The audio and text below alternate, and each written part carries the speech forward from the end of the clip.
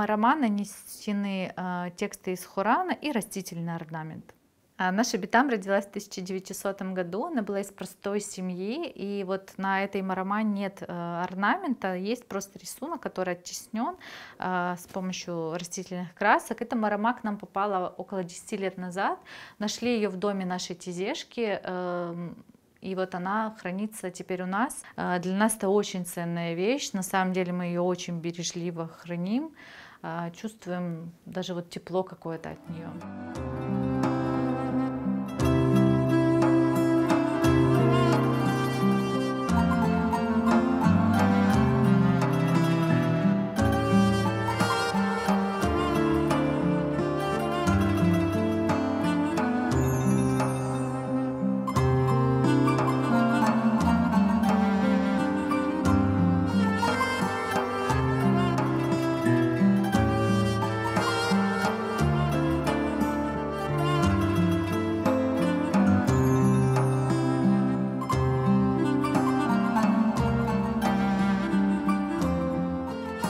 Всего в нашей коллекции 6 маромалар, они выполнены в различных техниках, в основном это татары шлеме, возраст у них больше 100 лет, у каждого своя история попадания к нам в музей, но наиболее ценно для нас, как семейные наши реликвии, это марома нашей Битам. На всех марома нанесен крымско-татарский орнамент орнек. Орнек — это уникальный крымско-татарский орнамент, в переводе означает узор.